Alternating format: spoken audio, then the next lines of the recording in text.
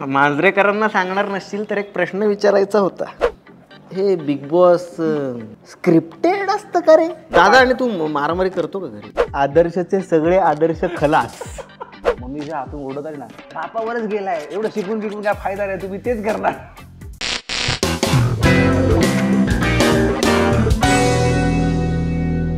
ए mic लावा रे.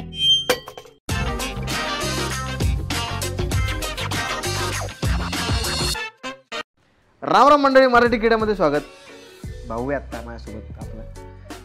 म्हणजे big boss वगैरे कसं काय रे? तर बिग बॉसचं असं काही नाही रे. म्हणजे आपण कुठेतरी ऍप्लिकेशन दिलं आणि मग त्यांनी आपल्याला बोला, असं काही नाही. बिग बॉसचा फंडा खूप क्लिअर आहे. आणि मला तरी असं वाटतं की मी पण हा त्यांना प्रश्न विचारला होता की तुम्ही मला का घेतलं यार?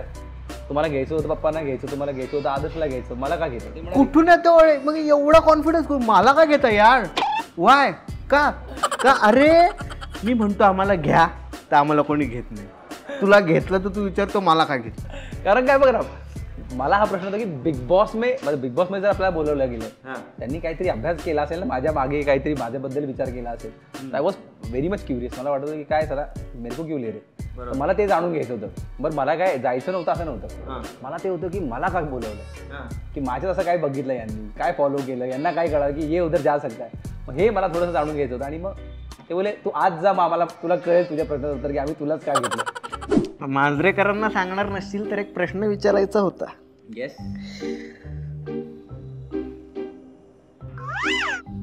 हे बिग बॉस स्क्रिप्टेड असतं का रे? मला सगळ्यांनी विचारले रे, सगळ्यांनी विचारलं आल्यापासून. बिग बॉस हे स्क्रिप्टेड नसतं. घंटा काही फेकते चल. एवढं सगळं कसं काय रे? तेच होऊच शकत नाही. आता हेच म्हणतोय, मेल्याशिवाय स्वर्ग दिसत नाही.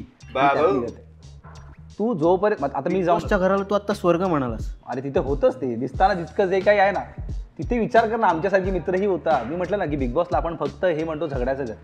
बिग बॉस मधून चावायचंच राहिलं एकमेकांना. हो, तो गेमचा पॅटर्न आहे तो. मी म्हटलं ना आता आधी काय म्हटलं की बिग बॉस हे काय तिथे आपल्याला आपण सत्संग करायला नाही बसतो. तो गेम आहे आणि त्या गेमचा फॉर्मॅट आहे. एकामेकांना हरवा, एकामेकांबद्दल जे काही करताय ते करा आणि संयम दाखवा. वॉट एव्हर तुम्ही जसे खेळाल तसे दिसाल, तसा तो गेमचा फॉर्मॅट आहे. मांजरेकरांना सांगणार नसशीलच तू तर अजून एक मला विचारायचं होतं की त्यांच्याशी जर का जाऊन त्यांना मस्का मारून, चुना मारून, जे जे काय शक्य आहे ते मारून, जर का स्वतःची मारून वाटल्यास त्यांच्यापर्यंत पोचलो मी आणि त्यांना म्हणलं की बाबा एक रोल नको मला, तो मला माझ्या आईने ऑलरेडी माझा रोल करून ठेवलाय घरी, तो नको, तर मला बिग बॉस मध्ये घ्या बाबा. रोज तुमच्या घरातलं दळण आणीन, माझ्या घराची मला सवय. तर ते बिग बॉस मध्ये घेतात का? नाही. सांगतो महेश सर त्याच्यामध्ये फारसं काही इन्व्हॉल्वमेंट नसतं त्यांचं अँकरिंग, त्यांचं बघणं, चावडीमध्ये पर्यंत महेश सरांचं इन्व्हॉल्वमेंट नसतं. ती टीम वेगळी असते मुळात. मी तुला सांगेन, बऱ्याच जणांना माहिती नाही. जयला एक फिल्म मिळाली आहे सरांकडून, उत्कर्षला फिल्म मिळाली आहे. तर हे प्रेम आहे मित्रा. मी पण तेच सांगतोय, मला बिग बॉस मध्ये घ्या, महेश सर माझ्यावर उडा, काही प्रॉब्लेम नाही, घ्या एवढंच. तू नाही चुकलास ना तर ते उडत नसतात. तू चुकलास तर ते परमिशन पण घेतात, उडतातच मग ते. अच्छा, असं आहे. मुद्दा माझा आहे की उडून का होईना, मला पिक्चर मिळाला, चुकून माकून काय झालं, आता गळ्यात दम नाही, किमान अभिनयात मिळाला तर काहीतरी संधीचा विषय होऊन जाईल आपला. जेव्हा आपल्या वडिलांचं नाव आनंद शिंदे असतं, भावाचं नाव आदर्श शिंदे असतं, पण आपण उत्कर्ष शिंदे असतो. म्हणजे मी बराच तुझ्या व्हिडिओमध्ये बघितलंय, बाबा तुला विशेष करून अनेक ठिकाणी घेऊन जातो. बरोबर. म्हणजे मी अगदी माझा कट्ट्यावर तुला बघितलं. बरोबर. मी अजून एका शो मध्ये बघितलं. म्हणजे भाऊ पण तुला आवर्जून घेऊन जातो अनेक ठिकाणी. आनंद शिंदेचा मुलगा आहेस हे तेव्हा कळलं जेव्हा बिग बॉस सुरू झालं. नाही, पण मला तसं नाही वाटत रे. मला काय वाटतं बघ, मी 2013 मध्ये मी डॉक्टर झालो आणि त्याच्यानंतर माझा प्रवास सुरू झाला. म्हणजे जेमतेम 8-9 वर्षामध्ये मी बाहेर आलो. आणि कोरोनामध्ये 2019 तुला सांगेन, कोरोना सुरू झाला आणि धुराळा फिल्म आली होती. बऱ्याच जणांना माहिती नाही, ते गाणं हिट आहे, नाद करा पण आमचा गुन्हा. गाणं सुपर डुपर ते मी लिहिले, मी कंपोज केलं आणि ते गाणं हिट आहे. मला कधी कधी असं वाटतं की आनंद शिंदे मुलांशी कसं बोलत असतील, जा जा जा असं इथनं सुरुवात होत असेल त्यांची. ते बोलतात ना, ते जे बोलतात तेच गाणं होऊन जातं. मला माहिती होतं की आतमध्ये जेव्हा हे ठरलं माझं की ॲक्च्युअल बिग बॉस मध्ये जायचं आपल्याला, सगळ्यात आधी पप्पांना माहिती सांगितलं पप्पा बिग बॉस, कारण त्यांच्यासमोरच कॉल आला होता. पण म्हटलं बाबा बिग बॉसमधून बोलवणं आलं तर काय करू, अरे जा जा जा जा, तो शो चांगला आहे तुझा. म्हणजे चांगला आहे. त्याच्यातही त्यांनी काय सांगितलं, डॉक्टर उत्कर्ष आनंद शिंदे हे लक्षात ठेवायचं. म्हणजे त्यांनी जे सांगायचं सांगून दिलं की तू इथे गेल्यावरती डॉक्टर आहेस हे विसरायचं नाही, तू उत्कर्ष आहेस हे विसरायचं नाही, आनंद शिंदे हे नाव तुझ्या मागे हे विसरायचं नाही, तू शिंदे पण लागतंय. मग मला कळालं होतं की भाई आपले खूप कूल केलं आहे. थोडक्यात त्यांनी दिलं होतं मला तेव्हा. तू डॉक्टर आहेस? हो आणि माझं MD मेडिसिन झालंय, PG लंडन झालंय, PGDM. सर्दीच्या गोळ्या देतो, सर्दी खोकला. आमच्या शेजारी एक मंदा राहती, मंदा, तिच्या नवऱ्याला मूळव्याध झाला. मग तिला सर्दी गोळ्या द्यायचे. सर्दी नाही तो दर्दी रे. हा दर्दी. काय असं होईल उपयोग? तिचा त्याचा उपाय होईल. त्यांनी फक्त जिभेचे चोचले करू नये. जर जिभे चोचले केले का मग समज टोचले त्याला. कळलं? असं आहे. म्हणजे डॉक्टर झाला हा मुलगा, पण ह्याचं ह्युमर अजून पण ह्याच्यामध्ये आहे. आणि दुसरी महत्त्वाची गोष्ट काय, हा त्यातलाच डॉक्टर आहे. म्हणजे ह्याचं अक्षर शेवटी खराब असणारच. मंडळी बघितलं, हा मुलगा डॉक्टर आहे. डॉक्टर होणं काय खायचं काम नाही आहे. डॉक्टर होण्यासाठी खूप शिकायला लागतं. आणि सगळी शिकणारी आणि टॉपर्स होणारी मंडळी कुठं बघायला मिळतात माहिती आहे? IFAS, where learning meet success. आणि का नाही मिळणार? भारतातले टॉप टीचर्स तुम्हाला इथे शिकवायला असतात. सर्वोत्तम निकालसुद्धा यांचाच लागतो. IIT JAM आणि CSIR नेट गेट यातली प्रथम क्रमांकाची संस्था आहे. आणि हे शिक्षण तुम्हाला मिळतं अगदी कमीत कमी फीमध्ये. मग आणखी कशाला कुठं जायचं? व्हिडिओ तर बघाच, पण डिस्क्रिप्शनमध्ये लिंक दिली आहे, त्याच्यावर क्लिक पण करा आणि टॉपर व्हा. एखाद्याला गाऊनच बरा केला असं केलं तू? नाही, पण गाऊन बरा केला असं नाही झालं, पण गाणं ऐकण्यासाठी बरेच आले होते. पेशंट म्हणून आल्यानंतर म्हटलं सर हुआ कुछ भी नाही था, तुमचं गाणं ऐकायचं तर म्हणून आलं होतं. मग हे झालंय बऱ्याच वेळेला. जशी मी सुरुवात केली, म्हणजे पहिला रियालिटी शो होता गौरव महाराष्ट्राचा, त्याचा संगीतकार मी होतो. आवाज महाराष्ट्राचा संगीतकार मी होतो. संगीत खुर्चीचा संगीतकार मी होतो. गौरव महाराष्ट्राचं म्युझिक आठवते तुला? कसं? पहिलं गाणं होतं गौरव महाराष्ट्राचा, गौरव महाराष्ट्राचा, गौरव महाराष्ट्राचा. आणि मला त्याच्यासाठी बेस्ट डेब्यूट म्युझिक डायरेक्टरचा अवॉर्ड मिळाला. जेव्हा की मी मेडिकलमध्ये होतो आणि तुला मी सांगेन की पप्पांचा खूप विरोध होता आणि त्यांना लपून मला हा प्रोजेक्ट मिळाला होता. मी सांगितलं होतं ना, पण तुला सांगेन जोक की तेच त्याच्यामध्ये जज निघाले. तुम्हाला लोकांना स्ट्रगल वगैरे नसतं? भयंकर स्ट्रगल. काय घंटा स्ट्रगल? काय सांगतो? तुलाच विचारत होता, तूच सांगशील. मी एक गाणं मला विचारच्या आयला इथे 8 लाख सबस्क्रायबर करता करता काय माझं कुठलं काय पिवळं झालं. तुमचं बरं असतं की बाबा काय आनंद शिंदेचं नाव सांगितलं की मिळाली गाणी, मिळालं तुम्हाला काम. मग हेच तर म्हणतोय ना की आमच्या घरात तेच आहे रे. म्हणजे आत्ताच एक डायलॉग हिट झालाय बघ बिग बॉस मध्ये आल्यावरती, सिद्ध व्हा मग प्रसिद्ध व्हाल, पप्पा जे म्हणाले होते. तर त्यांचं म्हणणंच ते की तू आनंद शिंदेचा मुलगा म्हणून तुला एखादं गाणं मिळणार आहे असं नाहीये. तू तुझा स्ट्रगल स्वतः कर, स्वतः खोद, स्वतः पाणी काढेन, स्वतः पाठवी ताण भागव. आईला असं वाटतं का रे कधी कधी की वडील तर वडील मुलांनी पण हैराण करून सोडले असं काय? वाटलं होतं बाई. तर सांगतो, एक गाणं होतं, बस माझ्या बुलेटवर राणी तुला फिरवतो, मी लिहिलं होतं. आणि ज्यावेळेला मी करत होतो रे, पहिलं गाणं मला फिल्मचं आलं, पॉवर फिल्म होतं आणि त्याचं गाणंही करायचं होतं, नवीनच होतं मी. आणि मग मी लिहिलं, शोभून दिसतोय आपला जोडा, घेतो तुला शिंदेशाहीचा थोडा, घे जरा ध्यानात, चल जाऊ रानात, गावात मिरवतो, चल तुला गावात मिरवतो, बस माझ्या बुलेटवर ए राणी तुला फिरवतो. मग मी जे आतून ओढत आले ना, पापावरच गेलाय, एवढं शिकून बिकून काय फायदा नाही, तुम्ही तेच करणार. ते होत राहतं पण आमच्या घरात. ते कुठलं गाणं आहे रे? ब्लाऊज काढा. अरे काय हे, का असं वागतं? तुमचा तू अर्थ वेगळा काढतोस. मी तुला सांगतो, किस्सा सांगतो तुला. काय होतं, लहानपणी ना आम्ही म्युझिक करत होतो, चाली वगैरे बांधायची पप्पा. तर तेव्हा मी लहान असताना पप्पांनी ना असं, हे गाणं तू आता बसव, याची चाल तू बांध म्हणून. मला काही कळायचं नाही तेव्हा, मला आठवतं 6वीत असेल मी आपलं घेतलं हार्मोनियम आणि अर्थ काय कळत नव्हता, घंटा मला त्या कळत नव्हतं की त्यात काय आहे ते. मग शब्द काय होते, कवी मला आठवतं चंद्रकांत निर्भवणे असे काही कवीचं नाव आहे, त्यांनी लिहिलं होतं ते गाणं. गाणं होतं, आता अर्थ तू कसा घेतोय तुझ्यावर. गाण्याचा अर्थ आता मला कळाल्यानंतर मोठं झाल्यावरती की, साडीवरती करी ब्लाऊज वरती करी, साडीवरती करी ब्लाऊज वरती करी, तू गाऊन वरती करून घे पोरी, खुशाल एम्ब्रॉयडरी. हे इतकं सिंपल आहे. साडीवर करून घे, ब्लाऊजवर करून घे, तू गाऊनवर खुशाल करून घे एम्ब्रॉयडरी. तू बाकीचा विचार करू नको. 6वीतला मुलगा कोणतं गाणं बनवतो? साडीवरती करी ब्लाऊज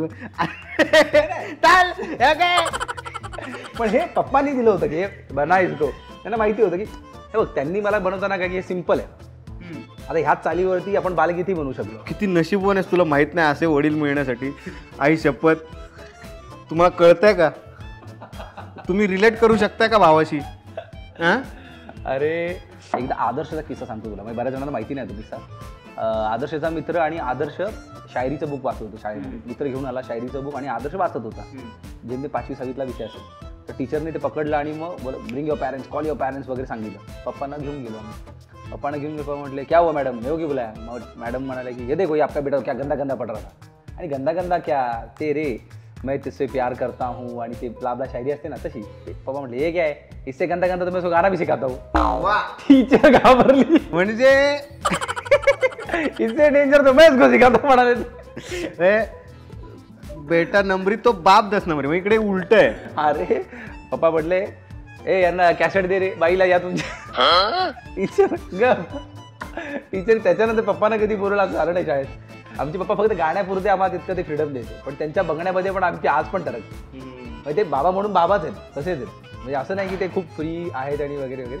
ते आहेत, चिल आहेत, पण ते असतं नाही की त्यांच्यासमोर आपण हवेत नाही उडू शकत. तसं पण आहे. ते आले का आम्ही गपचूप, मी असो आदर्श असो, आम्ही कल्टी. पण उत्कर्ष मला सांग की आपल्याकडे ना बऱ्याचदा बघितलं गेलंय, म्हणजे तुला आठवतं का पूर्वी निळू फुलेंनी एक बेंचमार्क सेट केला होता आणि त्याच्यानंतर असं झालेलं आपल्याकडे की च्या आईला निळू फुले दिसले रस्त्यावर तरी बायका पळून जायच्या. तर आता हे साडीवरती करी पप्पा, तेच परत ते पप्पा ते ऐकून कोणीतरी असं पळून नाही जवळ येतात बघ, आधी टिप्स घेतात. पण असं गाणं, अशी गाणी गाण्याच्या मागे काय पर्पज असेल? जैसा डिमांड वैसा सप्लाय भाई. जैसा माणसाला जे हवं ते बघ. आता सिगरेट पॅकेटवर लिहिलेलं असतं, फोटो पण दाखवलेला असतो की घेतल्यावरती जे काही होणार नाही. पण ज्यांना असते त्यांना घेतात, ते ज्यांचा किडा असतो तो. तुमच्या तिघांचा इंटरव्ह्यू आपल्याला घ्यायचा आहे, तर त्यासाठी काय करायला लागेल? किती पापड हे करावे लागतील मला? अरे तू विचार का, आम्ही तिघे एकत्र घरात जर एकामेकांना भेटलो तर त्याच्यासाठी महिने जातात रे, की आम्ही एकत्र घरात एकामेकांना भेटलो. तर ते थोडंसं होतं, स्ट्रगलिंग येते, पण होईल. दादा आणि तू मारामारी करतो का? मारामारी पण तो ना, तो नेहमी ना आडव असा, तू तुला सगळ्यांना सायलेंट किलर आहे. सायलेंट किलर आहे भाई. म्हणजे मी काहीतरी करायला जायचो ना शाळेमध्ये असताना किंवा गर्लफ्रेंडला वगैरे, असं की आता हा हिला पटवणार आहे किंवा याचा टाका इथे भिडणार आहे, तर तो तिथे जाऊन मध्ये मॅटरच करून टाकायचा काय ना काय. मग मी तुला सांगतो, एकदा काय झालं होतं, एक मुलगी होती आणि ती फोनवरती बोलत होती, घरी फोन, आणि त्याला पॅरलल लाईन असायची लँडलाईनवरती. तर तो तिला समजवतोय आणि मला ती काय आवडायची नाही म्हणून, पण ती मग याच्या थ्रू आली होती की प्लीज उसको समजा ना यार, वो बात ही नहीं कर रहा है, असं तसं. मी म्हटलं यार तू कशाला मध्ये इन्व्हॉल्व होतो, तिथं मला नाही आवडत ती मुलगी. आणि हा तिला फुल खांदा देतोय, मी जान दे बात करू. मी काय केलं, आतल्या रूममध्ये गेलो, तिथून फोन उचलला आणि मध्येच बोललो पप्पीने नाही फोन तिला वाटलं तोच बोलला. आदर्शचे सगळे आदर्श खलास. तू म्हणला स्क्रिप्टेड नसतं, माझा काय फार विश्वास नाही त्याच्यावर. चला आपण धरून चालू की स्क्रिप्टेड नसतं. आता एक गोष्ट तर मला नक्की स्क्रिप्टेड वाटते, ती म्हणजे की तू तिकडं ऑन द स्पॉट गाणं बनवायचं. अरे ते स्क्रिप्टेड, अरे फेकूचन काही फेकायचा लगेच, आता मी गाणं म्हटलं लगेच असं गाणं, मग असं काहीतरी 2 मिनिटं विचार करणार आणि गाणं येणं बीड आहे का इथं. अजय अतुल, आपले मोठमोठे काय नाव त्यांचं, आपलं AR रहमान, परत आपले प्रीतम बितम बसले तेवढे मोठमोठे, त्यांना पटकन चालली गाणे सुचत नाही. तू काय सांगतो? मी तुला तुझ्या चॅनलचं मराठी किडा आहे ना, त्याच्यावर आत्ता गाणं बसून सांगतो. मी काही ओळी जरा तयार करून घेतो पटापट तुझ्या समोर, मी काही टाईप करून इथे आपला पूर्ण मुखडा एक तयार होईल. तुझी वेळ सुरू होतीये आता. थोड्या वेळानंतरनं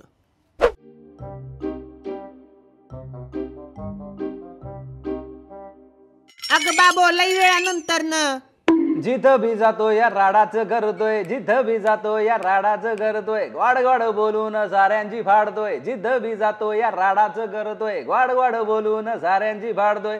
खोदून खोदून विजय काढतोय, ह्यानं उचललाय विडा. अरे खोदून खोदून विषय काढतोय, ह्यानं उचललाय विडा. मराठी किडा, मराठी किडा, मराठी किडा, मराठी किडा. थँक्यू. वा वा वा, मराठी किड्याचं गाणं आता इथं तयार झालंय. तसंही माझं थोडी बजेट होतं, फुकटात मिळत असेल तर आपल्याला कशाला नाही म्हणा.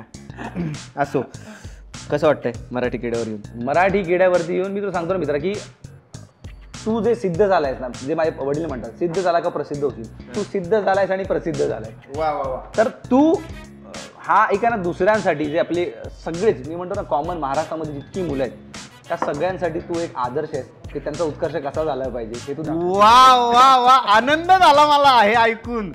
तुझं पण जगणं शाही होणार आहे लवकरच. क्या बात क्या बात. असं यांच्यामध्ये राहिलं की आपल्याला पण सुचायला लागतं. पण मजा आली यार, आज खूप मजा आली. तुला कशी, तू याच्या आधी बघितले व्हिडिओ आपले?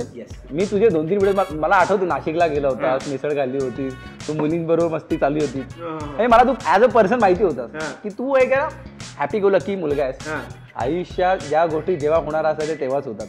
तुझ्या आयुष्यामध्ये बार वाजणार आहे, बार फुटणार आहे, थोडा रुक भाई, सब बजेगा, हर गाणे बजेंगे. अच्छा, थोडक्यात आता मला गळू झालाय, ते जेव्हा बाहेर पडायचं तेव्हाच पडेल. तू पण वळू सारखा फिरणार आहेस. आता गळू आहेस, नंतर वळू व्हायची.